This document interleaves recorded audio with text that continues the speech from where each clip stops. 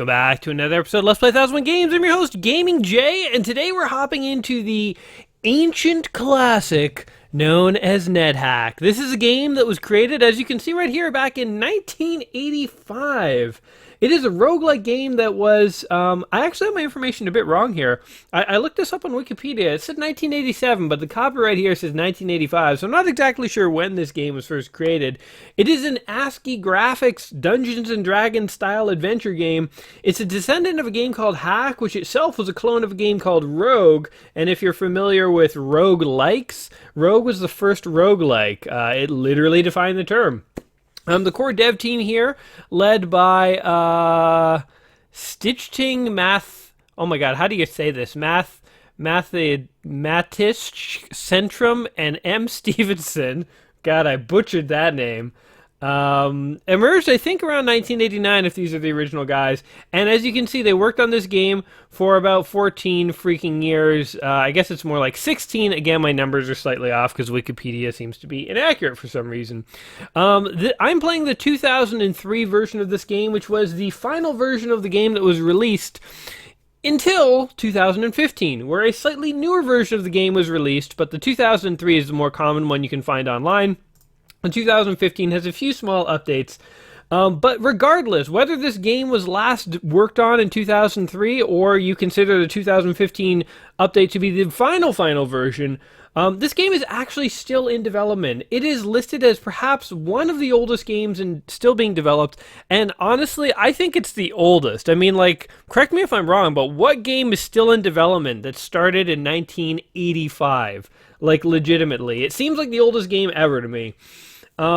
It's based on ASCII graphics. It's had a number of visual enhancements over the years. So we're actually going to start off here. I'm actually playing this in Linux, believe it or not, because NetHack works in a variety of platforms, from Linux to Windows to you can get it on your phone to virtually anything. We're going to start here in Linux and see what an old school ASCII graphics adventure RPG looked like, and then we're going to switch over to one of the later visual enhancements, which is it's going to be the same game but just visually will look a little different, and I have that version on Windows. So I've talked enough. Let's actually get started here. Shall I pick a character's race, role, gender, and alignment for you? The correct answer is no, because we want control over this kind of stuff. So here we go. We get to choose a character's role, which is essentially like their class. We can be an archaeologist. I like that, Indiana Jones style. A barbarian, very Dungeons and Dragons-y. A caveman / cavewoman. Okay, so we can just straight up be a Neanderthal, I guess. A healer, a knight, a monk, a priest or priestess, a rogue. These are typical D&D style classes, RPG classes. Ranger, samurai, a tourist. Interesting. Valkyrie. You know, I actually don't know what a Valkyrie is. I know the name from a variety of, like, RPGs and stuff like that, but I don't know, like, what is a Valkyrie? I don't know. Or a wizard, or it can be random. Okay, now this game is notoriously brutal, and so I'm expecting to die, so we might actually get a chance to try a few things here. Let's go ahead and start off something simple, like a knight. Let's just be a knight. That's a pretty typical class to pick. Maybe we'll try one or two of the weirder ones. I don't think it actually really makes a big difference in the game, so maybe I won't go out of my way. But if we die, we'll pick a cooler class. Male, female, or random. Let's go with random. Let's imagine that we're being birthed into this Dungeons and Dragons-y world, and we have no say over whether we're male or female, and let's just see what we come out as. Alright, it is written in the Book of Lug. After the creation, the cruel god Moloch rebelled against the authority of Marduk the Creator. Moloch stole from Marduk the most powerful of all artifacts of the gods, the Amulet of Yendor, and he hid it in dark cavities of Gehenna. Hope Gehenna was okay with him digging around in his cavities. The underworld where he now lurks and bides his time. Oh, that's an underworld. It's not another god. Bend over. I gotta hide the amulet of Yendor. Your god Lug seeks to possess the amulet, and with it to gain deserved ascendance over other gods. You, a newly trained gallant, have been heralded from birth as the instrument of Lug. Man, what a god to be worshipping, the god called Lug. You are destined to recover the amulet for your deity or die in the attempt. Your hour of destiny has come. For the sake of all of us, Go bravely with Lug. Jagor the Gallant. That's me, guys. So salutations, Jagor. Welcome to NetHack. You are a lawful male human knight. I knew it. Be careful. New moon tonight. What am I, like, part werewolf? All right, well, here we are in NetHack, and if you guys can't figure out what you're looking at, again, this game uses ASCII art. So I am the @ symbol, and I get to sort of walk around and do stuff. So there's a U here to my right. Let's see what this is. You stop, you saddle, your saddled pony is in the way. Oh, am I riding a horse now? You displace your saddled pony. Oh yeah, so every character in this game has like a pet. You get like a cat or dog or something like that. I guess I have a pony, like a war pony or something. So this is basically it. Now again, this game was made in 1985/87. We're really not actually sure which date is correct, but sometime around there. And this is the kind of graphics you had to work with. Oh, a kobold attacked me. I think he's the K. Let's attack him. You missed the kobold. The kobold zombie hits. The kobold hits. Oh my god, that Z is a zombie. Okay, you killed the kobold. So you just press the arrow key into enemies, and whatever happens, happens. So it's very intuitive, the interface. Here are 6 darts. Now, in order to do things like pick up, you just have to press a letter, the appropriate letter. I'm going to guess P here. It's usually pretty intuitive. There appears to be no shopkeeper here to receive, oh, P is for payment. Okay, how do you enter? Unknown command. No, I pressed enter, not up. I don't know what you'd call that. Up arrow J. Okay, when in doubt, you can press question mark, and you can get to the manual here. I haven't really looked up too many commands. I did a long time ago, actually, when I thought I might play this game much earlier in my series, but then I kind of forgot because it's been a while. So, list of extended commands. Are you guys ready? Here are all the options you have in Netflix. Loot, jump. Oh, this is if you want to actually like type in a command, which we can do by first typing the £. So here's all the things you can do. You can pray if you want. You can rub a lamp or a stone. This game is so detailed, it's actually crazy. Okay, so that's the very simple list. Hold on, there's a longer list of game options. F. Here we go. Oh, no, that's the actual when you're starting up the game, I guess. Okay, man, I can't even get to the list of game commands. I think it's B? B, here we go. Okay, so you can step in any direction using the numpad. Less than and greater than make you go up and down stairs. Then you have all sorts of things like save, suspend. What is known version history? Okay, game commands. We can kick, we can teleport, show, apply, armor, close, call, drop. I don't want to drop things. I don't want to eat things. I want to pick something up. Fire, flight, invent. You can craft. Oh my god, this is like Minecraft before Minecraft. This was, I guess, maybe closer to like Don't Starve or something. Pay, open, put on. It's one word. Put on an accessory. Quaff. To drink something. Never heard that word before, but okay. I'll believe you that it's correct. Wield, wear, exchange, zap, up, down, trap, gold, spells, travel, rest. Pick up is comma. We figured it out, guys. See, with a little bit of reading, you can figure out a lot in this world. My god, it keeps going. Look at all this. So this is the kind of game, by the way, that takes you years to master. We just picked up 6 darts. We displaced our saddle pony. So we're going to go around here exploring some different rooms. Ooch, you bump into a door. Press O to open the door. It asks you what direction. To the left. The door resists. Oh my god, this door is fighting back. I'm getting in a fight with the door. Oh, we opened it. Okay. So the door just didn't really want to be open. Oh, there's a boulder over there. Huh, interesting. So this is the kind of game that would take you years to master, by the way. And I have read that literally, I killed a grid bug. Literally, people who've been playing this game for years have still not figured out all of its secrets. So one of the huge things about NetHack here that makes it like really unique, not only is it a game that's been in development for like 14 or 20 or 30 years, or however many years have passed since it was first created, but like they have hidden secrets in this game that you need to figure out in order to pass, and it can take you like years to figure out the secrets. And so there are web their website set up where you can go and you can read these secrets. They're called spoilers. And the game has so many of these that if you ever download and beat this game without ever looking up anything, then you are considered amazing. Like, that's legitimately considered an achievement in the sort of social media of NetHack. We're gonna go downstairs here, by the way, to the next level of the dungeon. So if you can beat the game without looking up spoilers, that is considered a huge achievement, to the point where some of the spoilers take so long to figure out that some NetHack fans doubt that anyone who's ever beaten the game has not actually... Oh, my pony killed something. A lichen corpse. All right. Have not actually used spoilers, which is crazy. Like, this is such a unique game in that, like, what game has been developed for this long, and what game that is this old still kind of has, like, secrets that people haven't been able to figure out, you know? Like, it's just very unique in that sense. This game also... Oh, we're pushing a boulder.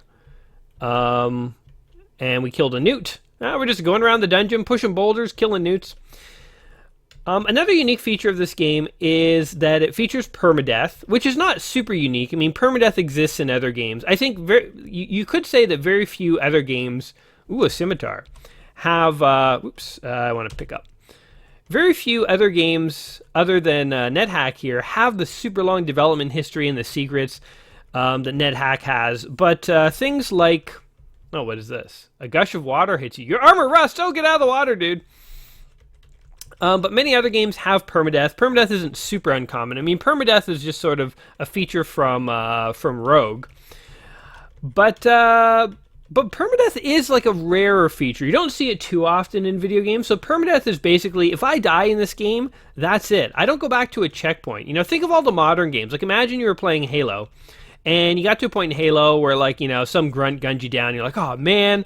And then you go continue. And instead of taking you back to, you know, a couple seconds before you died, basically what happens is it boots you to the title screen of the entire game. And you have to play from the very beginning all over again. That is hardcore. And that is basically what NetHack is. It's called permadeath. There's you know, you can save your game if you want, so you could walk away and come back later on. But if I load my game and I die, and then I say, oh, I'll go and look for my save game and just reload it, my save game will be gone. It erases your save game. So permadeath. Death is permanent. We've explored this level of the dungeon, by the way. I'm going to go down to yet another level. We have two options. There's a stairway that I'm on here, or there's one sort of in the middle lower quadrant room there. We're going to go ahead and go down here, though. I have no idea where I'm going. I was almost hit by a dagger. I hear a crashing rock. Oh, God. I must be in, like, some kind of, like, weird tomb. 2 daggers. Oh, look. It's dark here because I can't see anything but, like, what's right around me. So cool. There's, like, lighting effects and stuff. You know, this dungeon is randomly, procedurally generated. I'm carrying too much to get through. Oh, I have, like, there's only so much I can carry. A crashing rock. Oh, man, this game has so many features. It's crazy. Like, a lot of features that you might consider are, like, sort of more modern in RPGs existed way back in NetHack here. Oh, God, what is this thing? A giant G. Was a gnome. Let's kill him. Hey, welcome to Experience Level 2. Okay, hold on. We need to take a short break to look up some commands so that we can actually level up here.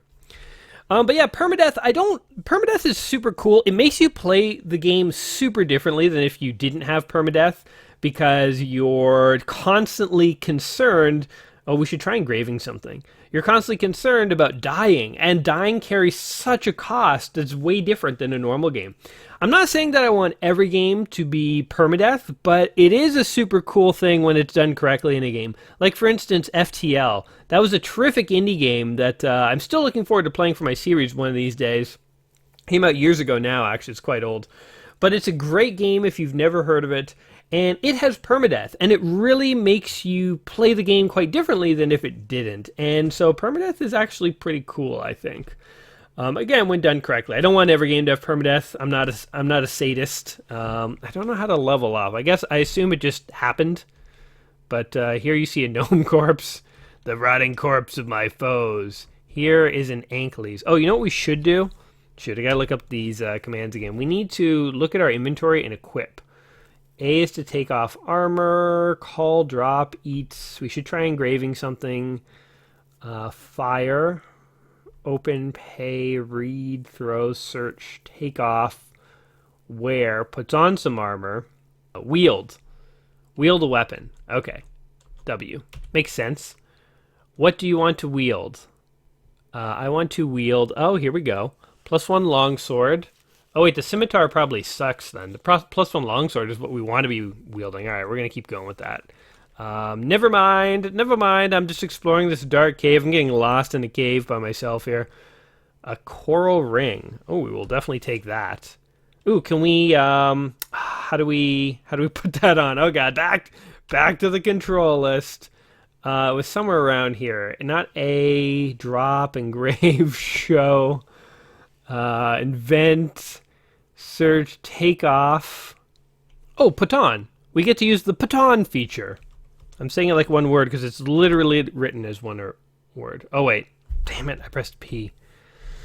Man, you can tell that I am not one of these people who have years of experience with this game. Okay, capital P. What do you want to put on? I want to put on K, a coral ring. Which ring finger, right or left? Right? Okay, we did it. We're wearing a ring now. We've gone into the dungeon, killed a gnome, stolen his sweet bling, and now we're walking around wearing jewelry because that's how we be. That's how we do. A short wand. Oh, I definitely want that. I wonder what other sort of environments... Like, this is clearly like some kind of cave or like collapsed basement or something. Things that are here. A blindfold and ackles. A blindfold. Interesting. Why would we ever want that? Just want to find some stairs, man. A red gem. Oh my god, we're taking that. You hear crashing rock. There's like rocks collapsing all around us. I feel like I'm in the Goonies.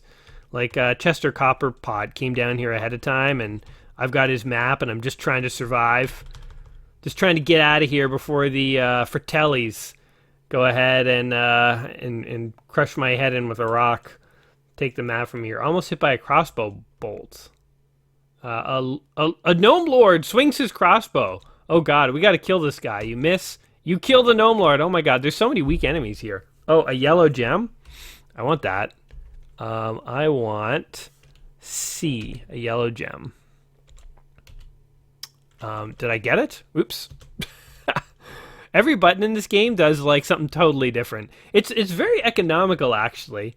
And again, the controls are... Oh, I'm at level 4. Sweet. The controls are fairly intuitive, I would say. You know, you just... If you want to wield a certain weapon, you press W. If you want to attack, you just press in the direction. No, don't attack the dwarf. I don't want to throw him. How do I converse? There must be a way to actually talk to someone. I mean, you do have to look up all these controls. But once you figure it out, it's not too bad. Okay, open, pay, quiver, remove, throw, the zap, fire, fight. Is there like a way to chat? Well, let's try this. Chat. To whom? The dwarf talks about mining. Hey, we successfully had a conversation. My god. This is so cool. So yes, I think one of the cool things... I think this dwarf is following us. No? Oh no, he's left us alone. I think one of the cool things about... Oh god. A dwarvish cloak, a pair of iron shoes, and a pickaxe. Hope he doesn't mind. We're totally going to kind of loot his body here. I want the cloak and the pair of iron shoes. Go. I took them. What's this? 4 pieces of gold, iron shoes, and a cloak. We don't need any of that stuff. I think one of the other like impressive things about this game is that like it's such a detailed RPG. It's very cool. There's like encumbrances and, you know, lighting effects, and you can like talk to characters, and it's randomly, you know, like randomly generated dungeons, procedurally generated dungeons as they kind of call them nowadays. That's like something that like in my head I always think back to like Diablo, but Diablo was copying NetHack here, you know, and like just having so many commands and features, being able to do so much in RPGs is almost something that like was sort of invented back in the day of Rogue, but then it's sort of like it kind of got forgotten, and it's only kind of made a comeback with more modern games that can like handle it again. But when RPGs went all graphical and stuff, it's sort of like features got lost. So it's like things kind of took a step backwards, kind of. And yeah, like procedurally generated dungeon is something that's been around for ever since way back in the day of NetHack era. I feel weak. What do you want to eat? Let us see what we have. I have 11 uncursed apples and 11 uncursed carrots. Oh, thank God nobody's been cursing my food. Let's go with some apples. Core dumped. Your movements are now unencumbered. You only feel hungry now. Well, let's go ahead and eat something. Eat something else. Wait, all I needed to do was eat one apple, and then I wasn't encumbered anymore? My God, let's eat a carrot. This carrot is delicious. Good, I hope I feel better. A scroll labeled Garvin Deh. I want that. I don't know what it is, but I'll read it tonight when I'm falling asleep in the dungeon, because I don't know where I am. Several more objects here. Oh God, look at all this stuff. 42 rocks and a red gem. Totally want that gem. We'll leave the rest. Too much to get through. All right, maybe I should, hold on, eat another apple, and then I'll be okay. Uncursed apples. The best kind of apples. You might like Granny Smith or Honeydew. I prefer the uncursed. I prefer apples that haven't been tainted by Satan. You know, those ones that, like, you know, curse you to, like, a pox on your house and stuff. I'm not super into those kinds of apples, but the uncursed variety, that's where it's at, man. All right, we are successfully exploring this little cave we got going on down here. That's pretty damn creative what they do. I mean, again, this game has basically no graphics. Its quote-unquote graphics are just ASCII art here. But it's pretty actually creative in how it sort of... Oh, a gnome thrusts her dagger. You jerk. We killed her. There we go. We're just slaughtering gnomes. Slaughtering gnomes and taking names. Let's finish fleshing this sort of part of the dungeon out here. I'm beginning to feel weak. Oh, maybe I need to sleep. Is that a thing? Do you think S would make me sleep? Or capital S? Oh, I should save my game even though it doesn't really matter. Okay, so after we saved our game there, it kind of booted us out. Salutations, Jagor the Human Knight. Welcome back to NetHack. Be careful, new moon tonight.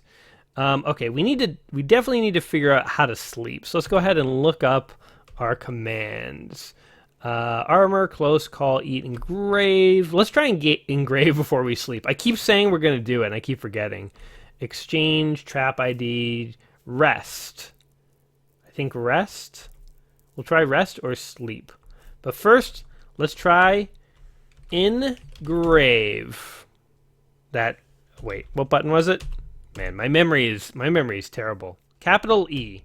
Let's do it. What do you want to write with this? Let's see. Wait. Okay, let's write with the scimitar.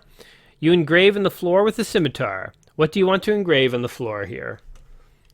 Jagor was here, dogs. Your scimitar gets dull. You're only able to write Jagor. Oh no! The entire message wasn't written. I guess we could ruin a few more swords, but let's not even try that. Okay, if we press period, we rest. Okay, so down there it says, I'm weak and burdened, if you see in the sort of bottom row on the far right.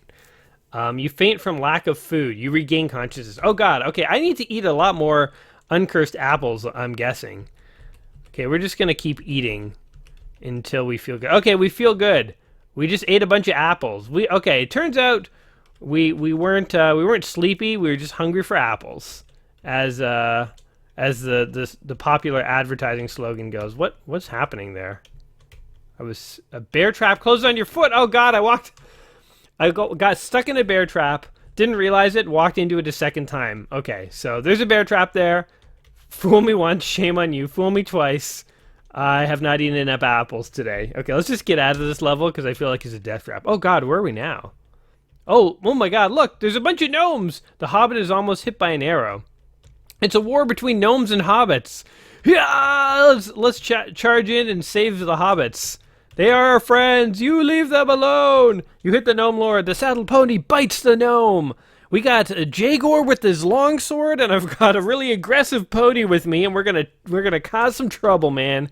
We're gonna take down some gnome lords. Come on. The saddled pony misses the dwarf. Wait, why are you attacking the dwarf? Stop attacking the dwarf. Okay, I'm gonna let my pony take on the dwarves while I take on the gnomes. I guess we're just in it to kill everyone, it seems. Oh man, look at everyone. Is this the battle? You guys are looking at like G's and periods and like an @ sign locked in immortal dungeon combat. Is this like exciting for you guys to like watch these ASCII characters go full metal on each other? I don't know. We just slaughtered a whole encampment of gnomes. That last gnome over there, he's like bolting. Gnome shoots a crossbolt. You're almost hit by a crossbolt. The gnome throws a dart. I'm just skipping all the dialogue, by the way. I think I was like hitting the arm and stuff, and I'm bleeding and stuff. So my guy has been taking it, but he's tough, man. Jagor has seen some shit in his days. Man, you faint from lack of... Now he's passing out because he hasn't eaten enough uncursed apples. He wakes up and he's like, oh, God. Gotta eat some apples. Hungry for apples. We're just going to eat apples until we don't have any more left. I actually do have none left. I'm down to only uncursed carrots, which are disgusting. Okay, so let's see what we got going on here. This is a yellowish brown gem. I'm totally going to take that. I don't know what all these gems are used for, but I imagine they're useful. I mean, gems typically in RPGs are pretty important. What is this, by the way? A lamp. Take it. We're going to use that. Let's see what we got going on over here. All right, so we pretty much just slaughtered a whole little village of gnomes and dwarves. Maybe they were fighting, or maybe they were just sort of having like a town hall public debate, and I mistook their sort of their arguing for like real fighting, and I just slaughtered everyone. Oh, there's a Roth, whatever the hell that is. We don't know what things are, but we kill them anyway.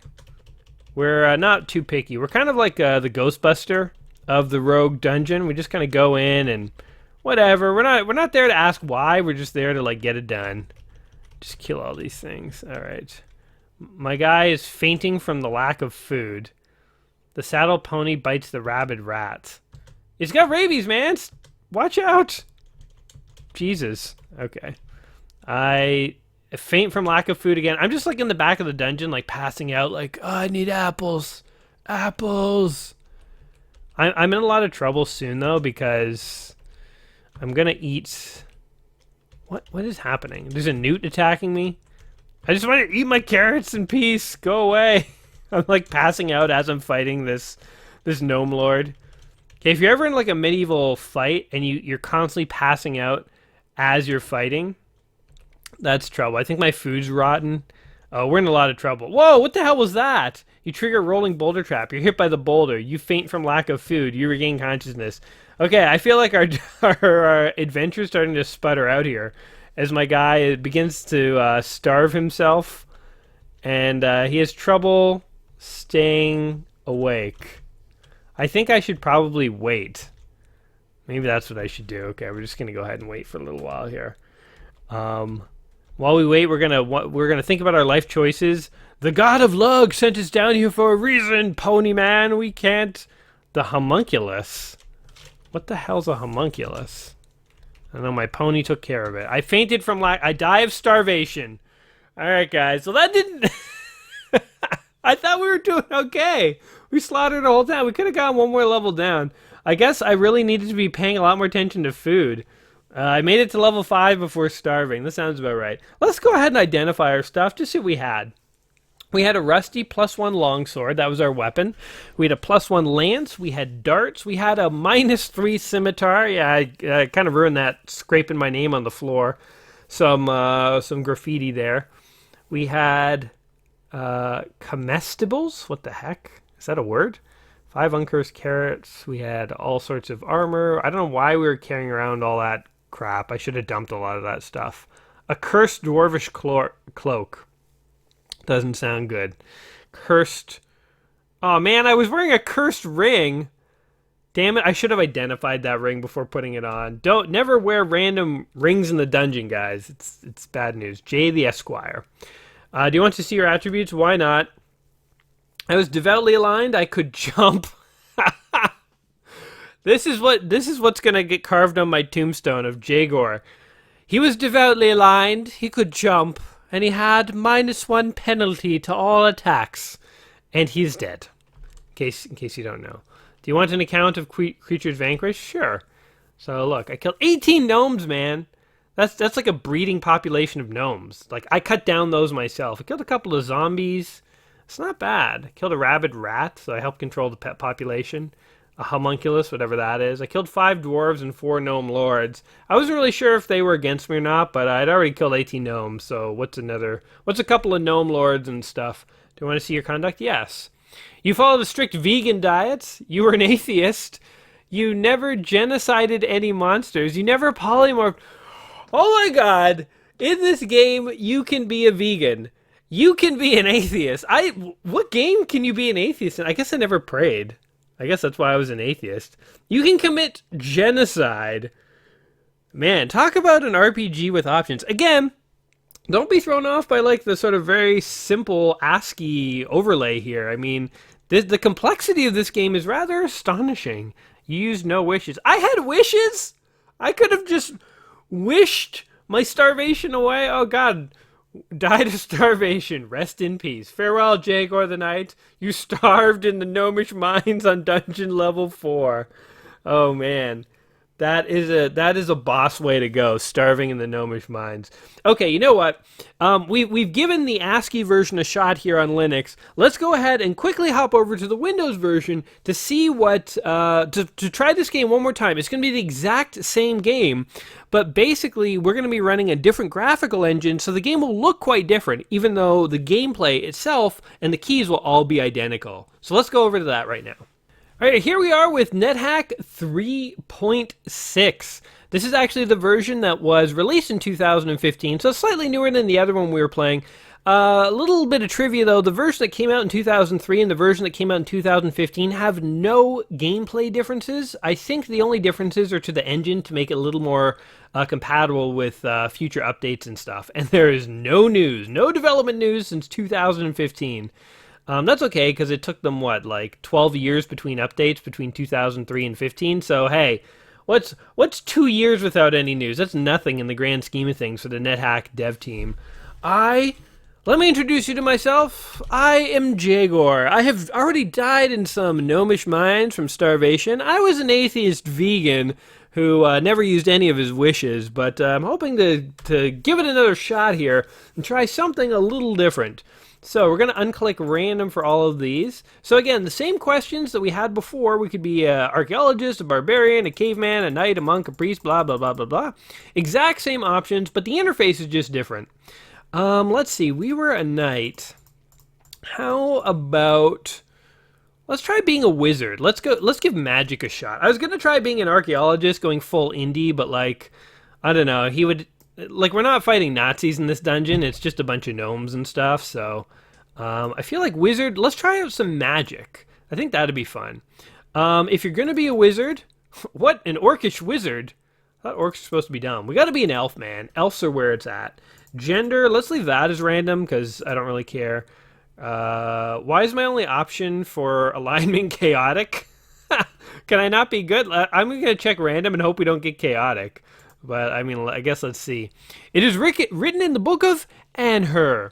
After the creation, the cruel god Moloch rebelled against the authority of Marduk the Creator. Hey, this is hey! The book of Anhur has the same thing as the book of Lug. What? Hey, you're stealing my religion! Jagor the Knight is very displeased by reading this.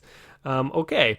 Your god Anhur seeks to provide the amulets to gain blah blah blah. Okay, so this is the exact same intro that we got with good old Jagor when I was a knight, but now it's just sort of in a different religious text. So okay, I guess now Jagor the Evoker. I am now a wizard who's going to evoke some things in the dungeon. So here we are, graphical, right? Looks different.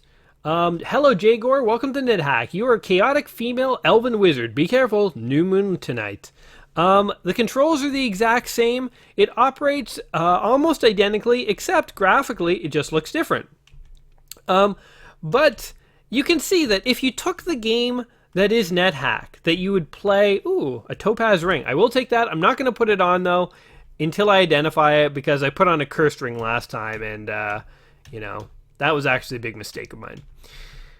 But if you update the graphics of NetHack, the gameplay is it holds up surprisingly well. Oh, there's a jackal attacking me. Jeez, I thought that was my pet. My pet, I guess, is this orange cat. I'm a wizard with an orange cat who likes to follow me into dungeons and get on adventures with me. Hello. A large box. I'll just leave that for now. I'm not going to play this too much because we just spent a little while kind of going through with Jaguar, but I just really wanted to kind of show you guys one of the cooler aspects of NetHack, which is that you can get different graphical packages, different interfaces for essentially the same game. So NetHack, I have to say, is one of the most unique games I think I've ever heard of. It's this like procedurally generated, infinitely playable RPG that has been around for going on like 30 years. And it has actively been in development for like 30 years. Hey, look, a little fountain or something? I don't know what that is. Okay. It's you know, portable in the sense that, you know, you can play it with different graphical features, different engines and stuff, but the game's still the same. It has things like dynamic lighting and like shops and encumbrances and food, and it's a surprisingly complex game. It has permadeath, which makes it very unique, and it has secrets that can take you literally decades to figure out, and it may be impossible to beat the game if you don't, I'm stressed, I'm just waiting for a second. If you don't go and read about some of those secrets. What? I died? I'm dead. I didn't even get to cast a single spell. I guess I want my items identified. And wait, why was I carrying an uncursed kobold corpse? Oh god, I think I had auto pickup on. Okay, one pro tip, if you do go and play this game, there's a feature called auto pickup. Turn it off. You don't want it on. You're going to be, otherwise every enemy you kill, you're going to sling their corpse over your shoulder, and they're going to be walking around carrying a whole bunch of dead bodies, and it does not work well. Damn it. I was carrying a large box. Okay, I was like walking through the dungeon. I'm like one of those people who went to the grocery store and didn't get a basket because I thought I was getting one thing, and then I get up to the cash register and I'm like juggling like all this stuff in my arms because I'm stupid. All right, well, I guess that's how magic users go. I had an uncursed scroll of enchantment weapon, uncursed scroll of enchantment armor. It's a sad day. No, I don't want to. Actually, yeah, let's see what we vanquished. 2 jackals, 2 grid bugs, a kobold, and 10 newts. Interesting. Do I want to see my conduct? Yes. You went without food. You were an atheist. You were illiterate. Oh, God. I was an illiterate wizard. You never genocided anyone. I like how that's a thing. He died without ever genociding another sentient race. I want that on my tombstone. Here lies Gaming Jay. He died, and he never genocided any monsters. But he was literate. Oh my god. I guess my guy wasn't a vegan either. Okay, hold on. We gotta hop back in here. One more time. There I am, Jaguar. Killed by a grid bug. Whatever the hell that is. Okay, we're just going in as Jay this time. We're going to leave everything random. Let's see what we get. We are Jay the Aspirant. He's a chaotic... You know, the one thing I never got about I like the alignment system in Dungeons and Dragons, like lawful good, chaotic neutral, like neutral evil and stuff. But honestly, I always found the alignment system a little confusing because... Wait, what am I anyway? I'm Maclur? That's my god. I don't even know what class I am. I always found it a little confusing because, like, what is a chaotic evil anything? Oh, I'm an elven priestess. There we go. Well, like, what is neutral evil? What is lawful evil? What is chaotic good? Like, it's intuitively, I don't know what any of those alignments are. So I like the alignment system in D&D. I think it's cool. But I also, at the same time, am utterly confused by it, typically. I have to, like, pause and think and be like, oh, like, is Han Solo an example of a chaotic good character? And then, like, Darth Vader's, like, lawful evil or something like that? I don't know. But off the top of my head, I can't think about it. But anyway, okay, hold on. Let's try praying. No, I don't want to put that on. I want to, let's see here. I want to pray. I don't want to wish. Pray. I cannot find a pray or a wish option here. Hold on, let's try this. Pray. Are you sure you want to pray? Yes, I am. You begin praying to Manana MacLure. Oh God, what a crazy god name. The kitten drops a gold piece. You finish your prayer. You feel that Manana MacLure is displeased. Huh, interesting. So I prayed to the god and it made my cat drop a piece of gold? Like, what does that even mean? Is that displeased or is that pleased? Gold fell out of my cat. And a bear trap closes on my foot. Oh God, yeah. This is about par for course. I need to be far more careful in these dungeons. How about, can we make a wish? See what happens. Unknown command wish. Ah, it's disappointing.